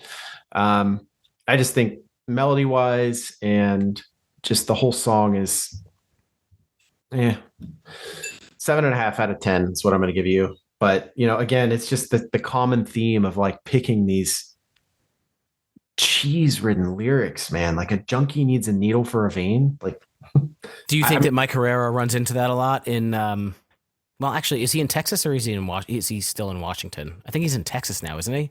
No, I think they split their time. I think they split it between Bremerton and somewhere in Texas, Waco. I don't think there's a whole lot of junkies in those areas, though. I don't know. And them being like straight edge from the beginning, I don't think that they're, too exposed to that. Hopefully not. Yeah, I mean it's blah. It's not terrible. It's just eh. Yeah, I don't disagree. However, this song actually, I don't know. Like it feels like it might be the one that gets me the most pumped up. I don't know why. It's very poppy though, very pop song like. It's very little punk, very much pop. Which again, it's not it's doable, but I didn't mind that song. I didn't mind that aspect of it at all. Maybe I'm with Stu and I just think it's kind of but it definitely had that pump up feel to me that I got into a little bit more maybe than what you guys did. So all right, well let's wrap this boy up with Mistakes Will Be Made. Chris, you want to kick it off? Yeah, I just didn't care that much for this one. I just didn't care. It was another one of those songs to me that just kind of was like, it's an MxPx song that's not that good. So I thought they ended the album on kind of like on a really low note, and then in my opinion, and it's okay. It's like if it's the last track, then I can go back to the ones that I want to listen to. I can even skip to the first one, which in comparison is much better. But they ended it with just another one of those just everyday MxPx generic tracks that is fine, but is not memorable by any stretch of the imagination, and definitely doesn't do anything that makes me want to listen to it more than once. So, Lad, bring us home. This one was just okay for me. There were a couple things that stood out that I liked about it. One of the lyrics, actually, he says, "In some ways we choose who we are, in some ways we don't." And I don't know why, but that stood out to me as being somewhat relatable. But the last 45 seconds of this song almost totally redeem it. It's mostly kind of generic and a little bit boring for me, but I really enjoy it. They kind of kick it into another gear, and then the outro is just like a semi-clean guitar and Mike singing, and then it just kind of ends abruptly. I really like that outro. The song as a whole is okay, but I really enjoyed the last minute or so. Stu. Yeah. I mean, the opening is sing-song shit. Okay. It's just cringe and not interesting. But I think as it moves on, it does get better. I mean, the chorus is pretty good, and I'll totally agree, lad. The ending redeems the whole track. And maybe really it was the only song they could put at the end of the album to close it out. So it does redeem in that sense. But this is another song lyrically that's just a victim of the need to find rhymes everywhere. I mean, there are rhymes everywhere in this song. It's just like you just don't need to rhyme all the time. Oh God. Do you hear what I just did? Yeah, you're doing it. Anyways, I hate myself. It's just not necessary. And let's fix all we can and live well. That's the plan. Like, God, dude, like it doesn't work for me. But I think, yeah, I'll agree with you, lad. It redeems itself in some sense, but it's just middle of the road. I think you just wouldn't find this song on Slowly Going the Way. You just wouldn't find it there. Those songs were just a lot more mature. But considering those were out in like 1996 and this is 2023, that's an interesting, concept. Yeah, you just wouldn't. I don't know how to explain that. I don't know if they were just like reaching too far back into like, let's just dumb this down and be basic MxPx, but they dumbed it down so far that it makes it's just difficult to take seriously, I guess. But yeah, I don't know. Let's go with 7.1 out of 10. Nice. Like, it doesn't. I'm not getting on that, but like for the way you described it, to give it a 7, it just doesn't feel like it matches up. Like you were a lot harder on it than a 7. I don't know. I guess like when I sit here and I like riff on the negatives, I kind of start to feel bad because again, like I know this was a labor of love and they put time and work into this, and it's not awful. I mean, there are bands everywhere that make worse songs than this, So it's just not what I would expect from a band who put out their 11th album and just had 5 years to put a record together, right? 5 years. You could have like rewritten every single part over and over and over again and been like, no, that sucks. Let's do this better. And then they kind of settled on this. And so that's where I kind of get grumpy about it. But at the same time, you can tell there's a lot of work in the music. The guitars are good. I think it just comes down to the lyrics and the delivery again for me. I had a little bit of a different experience with the song, I think, than anybody else. I kind of felt like the intro to the song had this like build to it. Like it was going to be, I don't know, something epic or different or big. Like, I don't know, the way the song starts out, I just thought it was building to something. And then it just kind of turned into like a fast, like double time, pretty normal MxPx song that didn't do anything different or hit me or make me feel any sort of way. Didn't have any like real connections to the lyrics, but I thought musically, I liked the build in the beginning, and then I was like, all right, this is what it is. It's fine. Not terrible, not amazing, kind of middle of the road. All right, so 5.28. I'm not giving we do ranking it. That's enough. That's enough with the numbers, Come Whatever, on. man. I do enough like spreadsheets it. every like day. It. 3.1. I like to hear yours. I don't need to do it myself though. Yeah. I mean, they don't rhyme vein with drain in this one though. Like that's what they don't do. So brain. And Stu, how do you know they did just put this album together in 3 hours and then just kind of hung out the rest of the time? Oh, dude, they might have been going through the pandemic, and like I watched tons of live streams. That was really fun. I liked watching the live streams with Mike. That was really great. And maybe just kind of like 2022 came around and they're like, hey, we can be together. We can reasonably work on this, not over the internet. And they were like, all right, let's throw something together. Let's do this. Shows are happening again. Let's make an album. And maybe that's what happened. But like,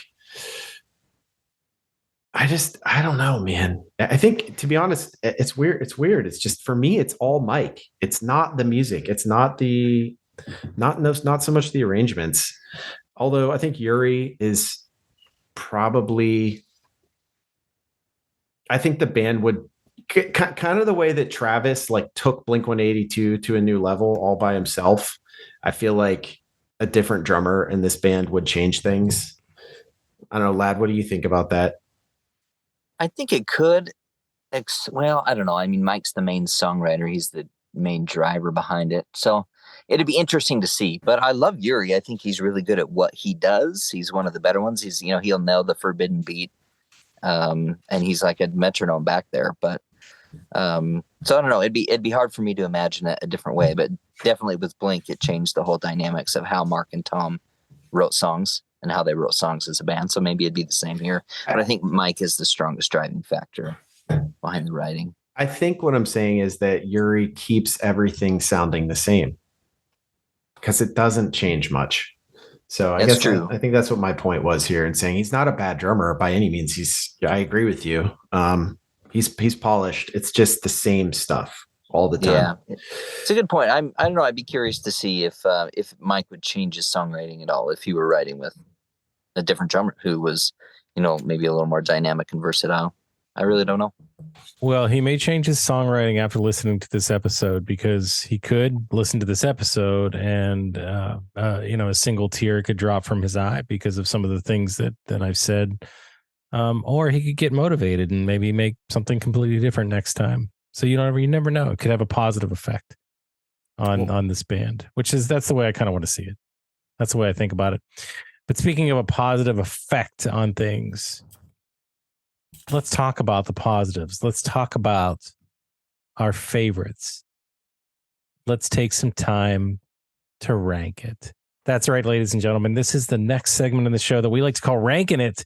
And in this segment, in case you are unaware, this is where we rank our favorite songs on the album, on the albums, on the movies, whatever it is we're talking about, we rank it. So today, Find a Way Home is the subject matter. This is an album by the band MxPx, and we're all going to take our top 3 favorite songs or favorite tracks off of the album and rank them 3, 2, 1. So as we normally do, guests are always first, and I do not have a coin to flip, but because, Lad, you are on my screen right now, I'm going to ask you to go first and rank your top 3 songs. You are muted, by the way. We cannot hear you. Oh, we might have to shift to Justin. All right. Well, let's go to Stu then. Stu, I know that you are anxiously. He's cautiously optimistic. Why can't I say that word now? Anxiously awaiting the ability or the opportunity to rank your top 3 songs. You've already kind of given us a preview. Undone, Not Today, Sunrise. All right, I got it out. Wow. Was that 3, 2, 1 or 1, 2, 3? All right. I'm sorry. My number 1. Oh, okay. I can go to 3, 2, 1. So Sunrise is number 3. The song without any words. Without lyrics. Yeah. Yes. Okay. Not Today, number 2, and Undone is number 1 for sure. Okay. Apparently Stu has to go to the bathroom again. That's why he's talking so quickly. And hopefully Lad has his audio. It's painful. It's too painful. Yeah, sorry about that. No one has ever cut off the intro before, Stu. So you and I are going to have to have a conversation. Yeah, you got to wait until this is coming up for High School Never Ends Jeopardy. You got to wait till the question's asked before you raise your hand. I'm sorry, guys. I apologize. There's a system. There's a system that we have to follow. No, actually, that was good. You came prepared, and you fired them off because you were so sure of what they were going to be. So awesome. Appreciate that. Lad, we're going to go back to you and go ahead and rank them 3, 2, 1. Will do. Probably not as fast as Stu, but number 3, Excuse My French. Number 2, Ready to Rage. Number 1, What I Tell Myself. And what heavily influenced that is how much fun they are to play. Oh, that's cool. Did you learn this, like most of this album, or like what's your? Most of it, yeah.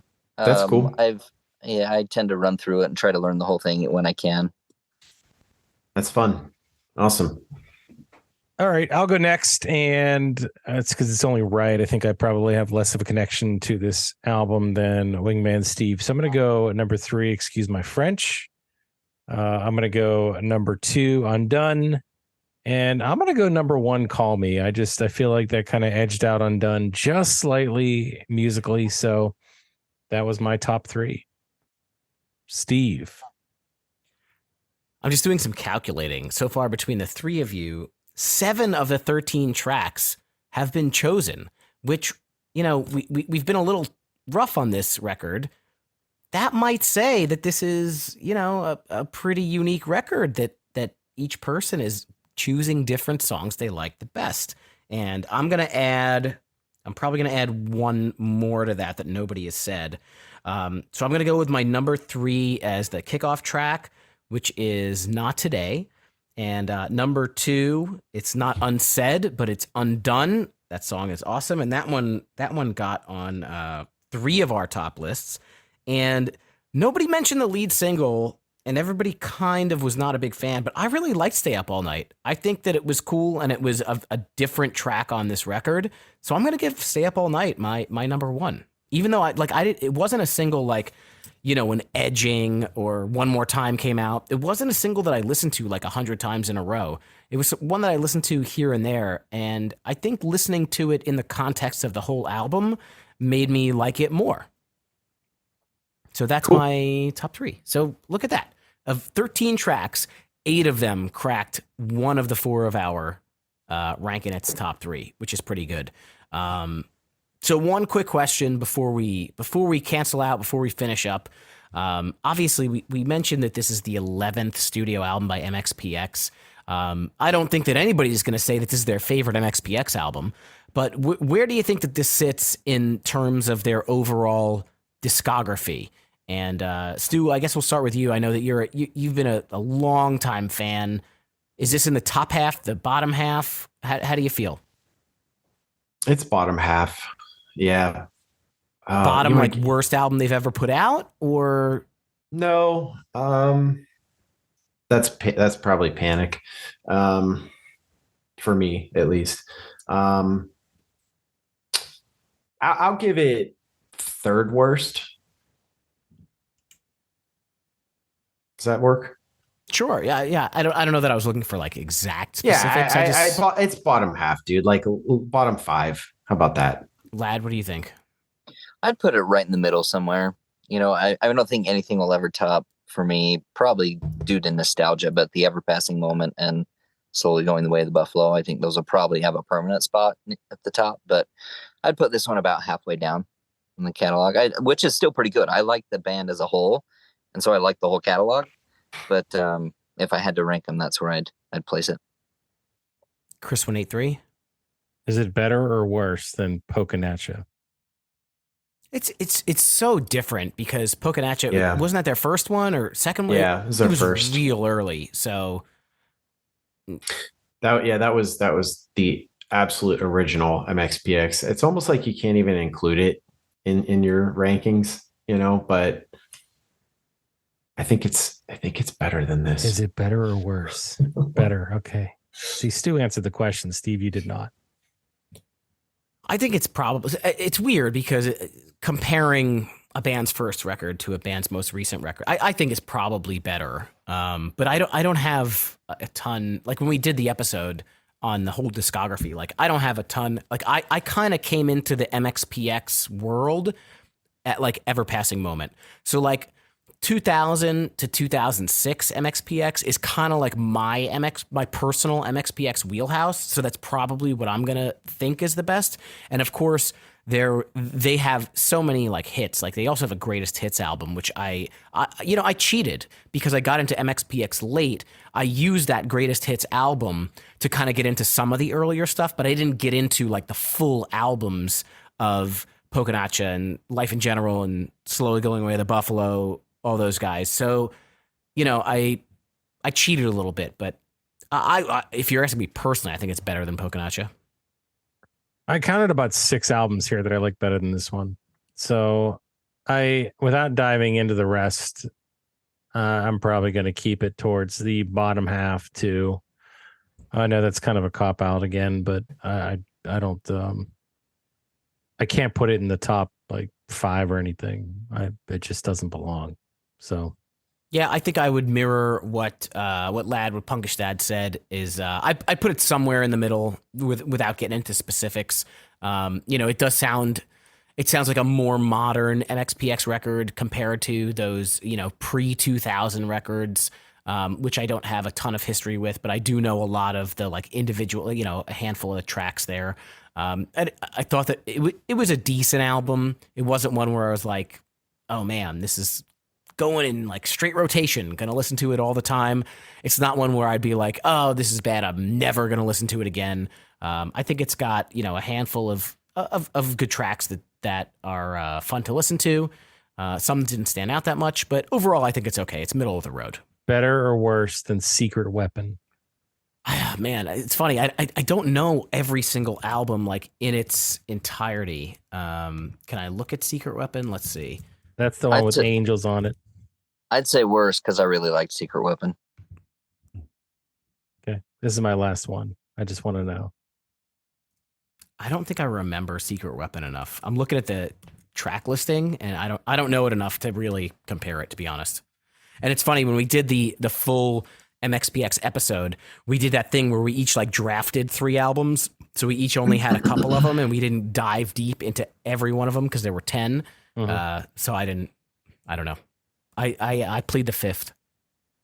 Okay. Stu, did you have an opinion there? About what specifically? Better or worse than Secret Weapon? Oh man, it just pains me to even think about it.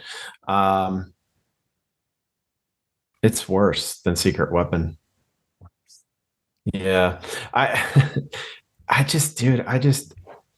Again, I'm just gonna say, like, a preface. I love this band. Like, I have loved this band for so long. It's just a real big disappointment to me. It's really hard to just give it any real sort of praise as a whole product.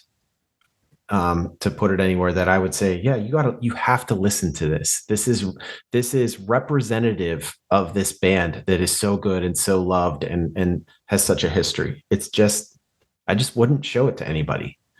And at the same time, there's good in it, So the album artwork is pretty good. The album artwork's cool too. I totally agree. It's dope. Got your MXPX punk dude staring at the moon over a field. It's pretty neat.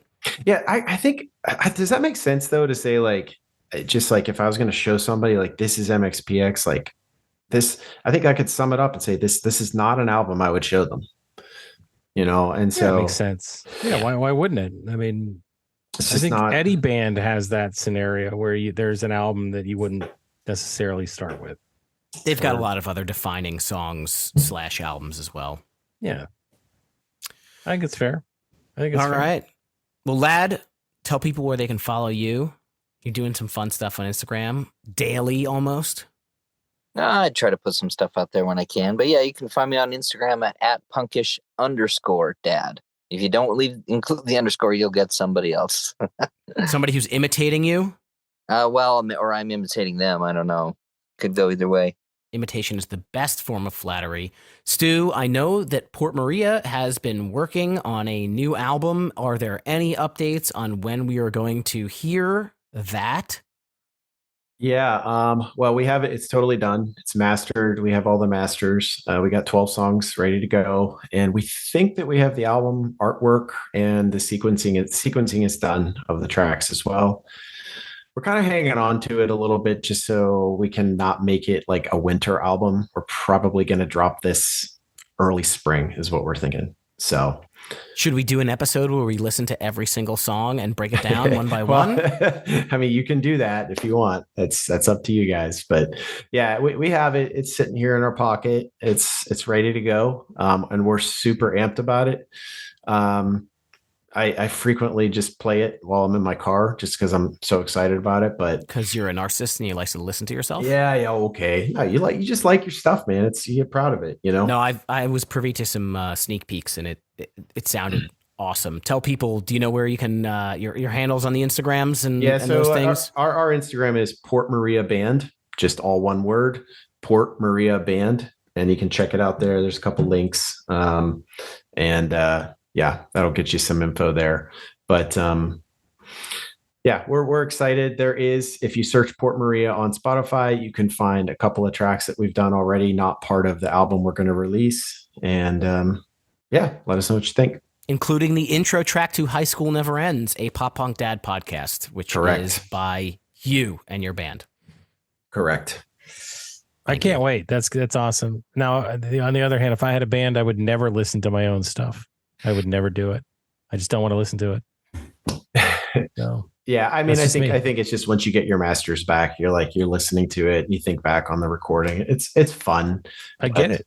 Yeah, get it. Nothing wrong with that. I think you guys put out great music, and so I get that. I just personally, if I had a band, which me and Steve have talked about, forming a band of some kind, we were going to do a band, and then I think we kind of trashed that for the musical idea. So not sure though. A lot of wavering ideas. Back and forth. A lot of ideas. And so guys, we did it. We got through the album. We got through Find a Way Home by MxPx. Hopefully you guys out there really enjoyed this episode. As I said, so eloquently at the beginning of the show, this is part of our mini series, a 2023 look back. If I said anything else that wasn't that, you didn't hear me right. So hopefully you join us again for another episode of High School Never Ends. And hopefully you see what's next in the 2023 look back. If there is another episode, Steve, do we have any more special magic in our pockets to share? I mean, I think there were more than 2 records that came out this year. So yes, we have more 2023 look back records. So we're gonna hit them up. And I say the word records because Chris is our new vinyl expert. So he's going to listen to everything on vinyl. Expert, anything vinyl, everything vinyl. I have the answers to at this point in time. So just come to me and I will give you an answer to whatever it is that you're wondering. And hopefully, once again, you guys enjoy the show. If you did, we'd love to hear from you. So hop onto those Apple Podcasts or the Spotifys and give us a review. Let us know what you thought. Give us some ideas for future shows. If you're on Apple, give us a 5-star written review. It really helps the show. And again, it gives us that feedback that we need to continue to put out great content for you guys out there. And oh, by the way, I think we talked about it at the beginning of the show too. We have some pretty cool swag, right? Just in time for the holidays. If you pick yourself up some or pick some up for somebody else, get cool stuff like dad bod sweatshirts and HSNE hats. We got the classic t-shirt, which I need to buy a new one.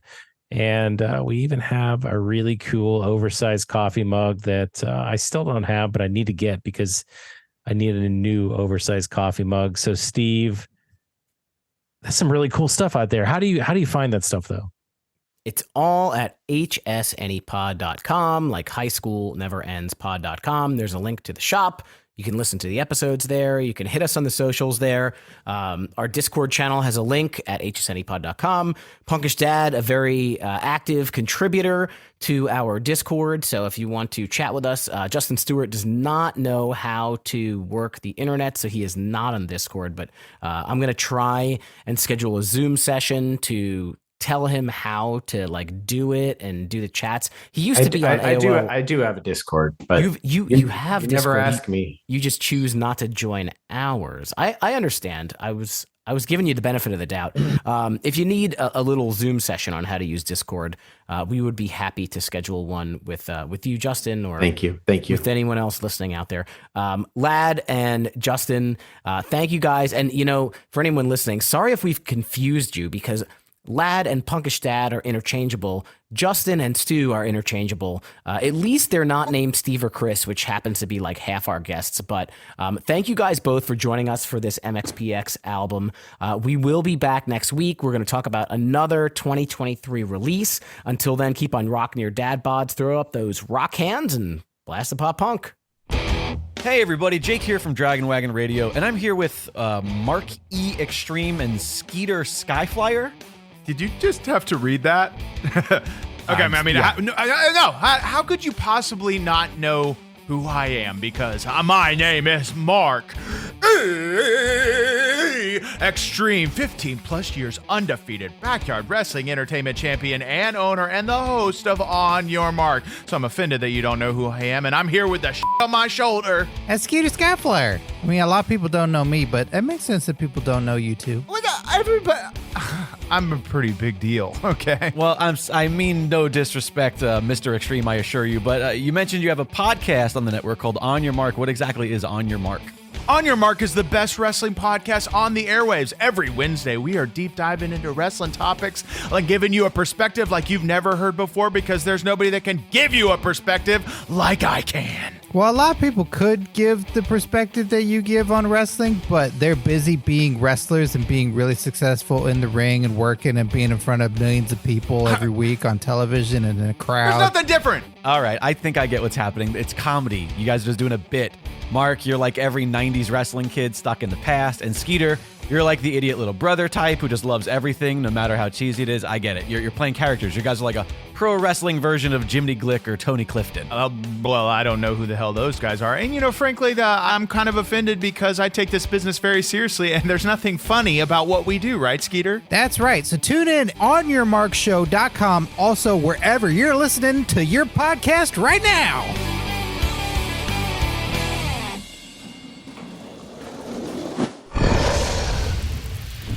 Dragon Wagon.